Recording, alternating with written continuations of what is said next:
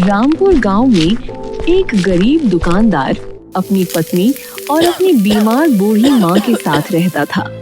वह दिन भर मेहनत करके अपने परिवार का पेट पालता था। रोज की तरह आज भी अपने काम पर जाते समय उसने अपनी पत्नी से कहा, सुनो, मैं दुकान के लिए निकल रहा हूँ। माँ की तबीयत आज कुछ ठीक नहीं लग रही है, उनका खास ख्याल रखना। उन्हें समय पर दवा खिला देना और उनके पास ही रहना। मैं कोशिश करूंगा कि शाम को जल्दी घर लौट आऊं। ठीक है, आप आराम से काम पर जाइए और घर की बिल्कुल चिंता मत कीजिए। हाँ, और सुनिए, लौटते समय शाम को बिटिया के लिए गर्मा गर्म समोसे लेते आइएगा। दुकान पर काम का बोझ तो था और कमाई भी अच्छी हो रही थी, पर विक्रम का आज काम में बिल्कुल दिल नहीं लग रहा था। एक अजीब सी घबराहट और बेचैनी उसे अंदर ही अंदर खाई जा रही थी। उसे बार बार ऐसा महसूस हो रहा था जैसे कोई अनहोनी होने वाली हो या घर पर माँ को उसकी जरूरत हो। विक्रम भैया, आज आप कुछ बेचैन से लग रहे हैं। सब ठीक तो है ना? क्या घर में कुछ हुआ है या कोई परेशानी वाली बात है? नहीं भाई, बस सुबह से मन कुछ भारी सा है। माँ की तबीयत खराब है, इसीलिए ध्यान बार बार घर की तरफ ही जा रहा है। विक्रम भैया, आप इतनी चिंता क्यों कर रहे हैं? आप सेठ जी से कुछ पैसे उधार लेकर अपनी माँ का किसी अच्छे अस्पताल में इलाज क्यों नहीं करवा लेते? अगर एक बार उनका सही से इलाज हो गया तो आपकी सारी परेशानी और ये मानसिक चिंता भी दूर हो जाएगी। बात तो आपकी सही है भाई, माँ की सेहत से बढ़कर कुछ नहीं। ठीक है, मैं आज घर जाकर अपनी पत्नी से इस बारे में बात करके देखता हूँ। हम दोनों मिलकर तय करेंगे कि सेठ जी से मदद मांगना ठीक रहेगा या नहीं। आखिर घर की स्थिति तो हम दोनों को ही संभालनी है। पिताजी, दादी की तबीयत अचानक बहुत ज्यादा खराब हो गई है। माँ ने उन्हें अस्पताल में भर्ती करवाया है।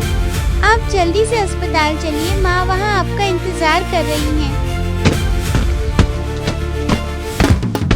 यह सब अचानक कैसे हो गया? सुबह तो माँ की हालत कुछ ठीक लग रही थी, फिर एकदम से ऐसा क्या हुआ कि उन्हें अस्पताल लाना पड़ा? मुझे विस्तार से बताओ, आखिर डॉक्टर ने क्या कहा है? आपके जाने के कुछ देर बाद ही माँ को सांस लेने में बहुत तकलीफ होने लगी। मैंने पड़ोसियों की मदद से उन्हें तुरंत यहाँ भर्ती कराया। डॉक्टर कह रहे हैं कि हालत थोड़ी नाजुक है। विक्रम और उसकी पत्नी की बातचीत चल ही रही थी कि तभी ऑपरेशन थिएटर का दरवाजा खुला और डॉक्टर बाहर आए। डॉक्टर के चेहरे पर छाई गंभीरता को देखकर विक्रम का दिल बैठने लगा। डॉक्टर ने विक्रम के पास आकर गंभीर स्वर में कहा, देखिए, आपकी माताजी की स्थिति काफी नाजुक है। उनकी जान बचाने के लिए हमें तुरंत उनका ऑपरेशन करना होगा। इस ऑपरेशन और दवाइयों का कुल खर्च लगभग 4 लाख रुपए आएगा। हमारे पास समय बहुत कम है, इसलिए आपको पैसों का इंतजाम जल्द से जल्द करना होगा। 4 लाख रुपए? इतने सारे पैसे हम भला कहाँ से लाएंगे? हमारी तो पूरी जमा पूंजी भी इसका आधा हिस्सा नहीं है। पर क्या हमें माँ का ऑपरेशन नहीं करवाना चाहिए? आप कैसी बात कर रहे हैं? ऐसे हार मत मानिए। आप डॉक्टर साहब से कहिए कि वो ऑपरेशन की तैयारी शुरू करें। पैसों का जुगाड़ हम कहीं न कहीं से लगा ही लेंगे। ये मेरे कुछ पुराने गहने और जेवर हैं। इन्हें बेचकर आप माँ जी के इलाज के लिए पैसों का इंतजाम कर लीजिए। पर इन थोड़े से गहनों से क्या होगा? डॉक्टर साहब ने ऑपरेशन के लिए पूरे 4 लाख रुपए मांगे हैं। ये जेवर तो बहुत कम है। इनसे इतनी बड़ी रकम का इंतजाम कैसे हो पाएगा? हमें कुछ और भी सोचना होगा। आप सेठ जी से 4 लाख उधार क्यों नहीं ले लेते? हम लोग इतने गरीब हैं, क्या सेठ जी हमें 4 लाख रुपए उधार दे देंगे? आप एक बार जाकर अपनी मजबूरी तो बताइए। आखिर मुसीबत में ही तो इंसान के काम आता है। पत्नी की बात सुनकर विक्रम के मन में थोड़ी उम्मीद जागी और वह तुरंत रणवीर सिंह की हवेली की ओर निकल गया। हवेली पहुंचकर उसने भारी मन और कांपती आवाज में सेठ जी से गुहार लगाई। सेठ जी, मैं बहुत बड़ी मुसीबत में हूँ। मेरी माँ की तबीयत अचानक बहुत खराब हो गई है और डॉक्टर ने तुरंत ऑपरेशन की सलाह दी है। इसके लिए 4 लाख रुपए की जरूरत है। मुझ गरीब पर दया कीजिए और मुझे ये रकम उधार दे दीजिए। मैं दिन रात एक करके आपकी पाई पाई चुका दूंगा। पास के कमरे से रणवीर सिंह की पत्नी ये सारी बातें सुन रही थी। देखो विक्रम, 4 लाख रुपए बहुत बड़ी रकम होती है। इसके लिए मुझे अपनी पत्नी से बात करनी होगी, तभी मैं तुम्हें कुछ जवाब दे पाऊंगा। सुनिए जी, ये गरीब दुकानदार भला हमारे 4 लाख कैसे चुका पाएगा? आप इसे ये रुपए मत दीजिए, आप कोई बहाना करके इसे यहाँ से भगा दीजिए। बाहर खड़ा विक्रम ये सारी बातें साफ साफ सुन पा रहा था। तभी सेठ विक्रम के पास आता है और कहता है, देखो विक्रम, 4 लाख बहुत बड़ी रकम होती है और कोई इतनी बड़ी रकम घर में थोड़े ही रखता है। इसीलिए मेरे पास अभी 4 लाख नहीं है। मैं तुम्हें ये रुपए नहीं दे पाऊंगा। विक्रम रणवीर सिंह की बातें सुनकर निराश होकर अस्पताल चला जाता है। उसे देखते ही उसकी पत्नी ने उम्मीद भरी नजरों से पूछा, क्या सेठ साहब से बात हो गई क्या? नहीं, सेठ जी ने बहाना बनाया कि इतनी बड़ी रकम उनके पास नहीं है और वह इसका इंतजाम अभी नहीं कर पाएंगे। विक्रम जी, आपने ऑपरेशन में काफी देर कर दी। अब स्थिति हमारे हाथ से बाहर है। आप अपनी माँ से अब आखिरी बार जाकर मिल लीजिए। डॉक्टर की बात सुनकर विक्रम के पैरों तले जमीन खिसक जाती है। वह रोते रोते अपनी माँ के पास जाता है। तभी माँ विक्रम से बोलती है, बेटा तू रो मत, शायद मेरा समय अब पूरा हो गया है। बेटा, अगर तुम अपनी गरीबी दूर करना चाहते हो तो तुम्हें जंगल की उत्तरी छोर में जाना होगा। वहाँ एक गुफा होगी, तुम उस गुफा में जाओ। बस अपना दिल साफ रखना और कभी लालच। माँ बस इतनी ही अधूरी बातें कह पाई थी और तभी वे यह दुनिया छोड़कर चली गई। विक्रम और उसकी पत्नी वहीं बैठकर फूट फूट कर रोने लगे। अस्पताल का वह कोना उनकी चीखों से भर गया। माँ का अंतिम संस्कार करने के बाद जब विक्रम और उसकी पत्नी घर लौटे, तभी उसकी पत्नी ने विक्रम से कहा, अब रोने से क्या होगा? माँ जाते जाते हमें एक रास्ता बता कर गई हैं। उन्होंने उस गुफा के बारे में जो कहा था, हमें वहाँ जाकर देखना चाहिए। शायद वही हमारी गरीबी दूर करने का कोई जरिया हो। तुम बच्चों का ख्याल घर पर रखना। मैं कल अकेले ही उस गुफा की खोज में उस जंगल की ओर जाऊंगा। सुबह सुबह विक्रम गुफा की खोज में जंगल की ओर निकल पड़ा। वह काफी देर तक जंगल में चलता रहा, पर उसे कोई गुफा नहीं मिली। दोपहर भी बीत गई, फिर भी उसे गुफा का कहीं पता नहीं चला। विक्रम थका हारा रास्ते पर चल ही रहा था कि तभी सामने से एक साधु महाराज आते हुए दिखे। चलते समय अचानक साधु महाराज की एक पोटली नीचे गिर गई, जिसका उन्हें पता भी नहीं चला और वे आगे बढ़ते रहे। विक्रम ने जब उस पोटली को उठाकर खोला तो उसकी आंखें फटी की फटी रह गई। उस पोटली में सोने के सिक्के और ढेर सारे हीरे भरे हुए थे। विक्रम तुरंत साधु महाराज के पीछे भागा ताकि वह उनकी अमानत उन्हें वापस कर सके।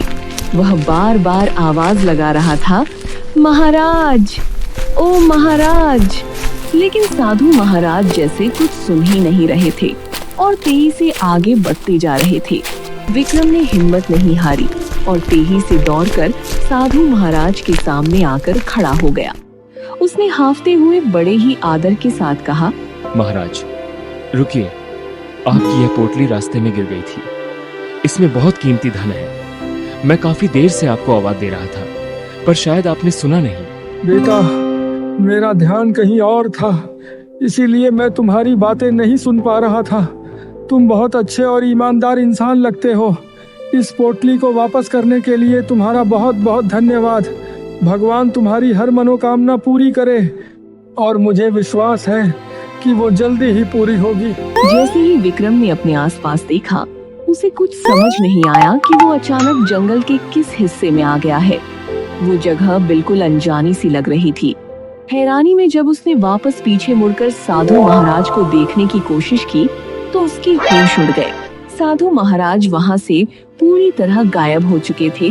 अरे साधु महाराज अचानक कहाँ गायब हो गए? अभी तो यहीं थे। और यह तो वही गुफा है जिसे मैं सुबह से ढूंढ रहा था। यह वही जादुई गुफा है जिसका जिक्र मेरी माँ ने मरते समय किया था। लगता है तुम पहली परीक्षा में पास कर गए। अब मैं तुमसे एक सवाल पूछूंगी।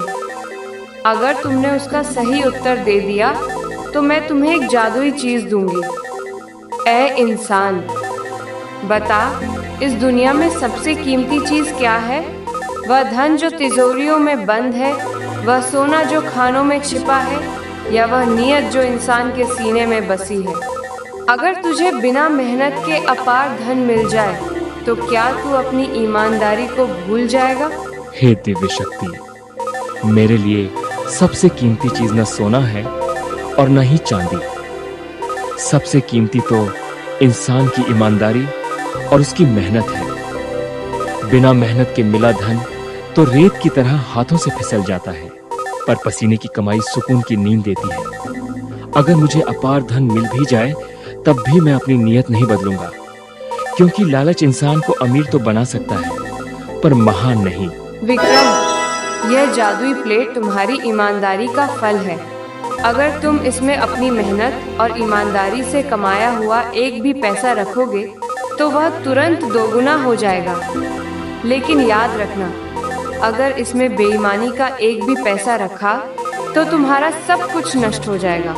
विक्रम घर पहुंचकर अपनी पत्नी को सारी बात बताता है तो उसकी पत्नी आश्चर्यचकित हो जाती है।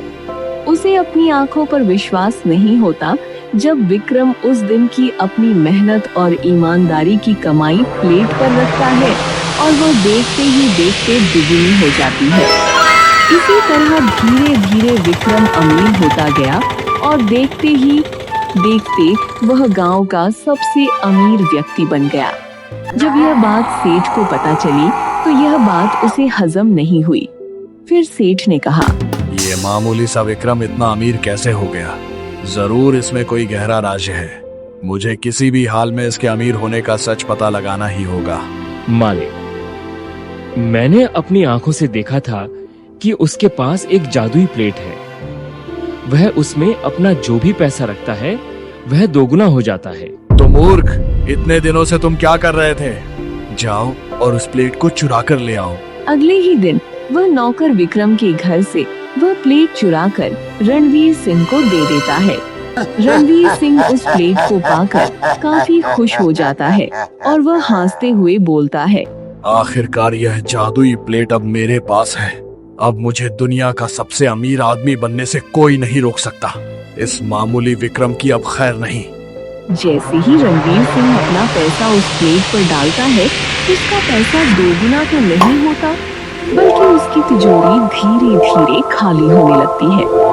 देखते ही देखते वह पूरी खाली हो जाती है और उसका सारा धन नष्ट हो जाता है, क्योंकि ये सारा धन लालच और मासूम लोगों से वसूली करके कमाया था। कहानी की सीख, लालच सबसे बुरी बला है। बेईमानी से कमाया गया धन कभी टिकता नहीं है और अंत में विनाश का कारण बनता है, जबकि ईमानदारी और मेहनत से की गई कमाई ही जीवन में सुख लाती है।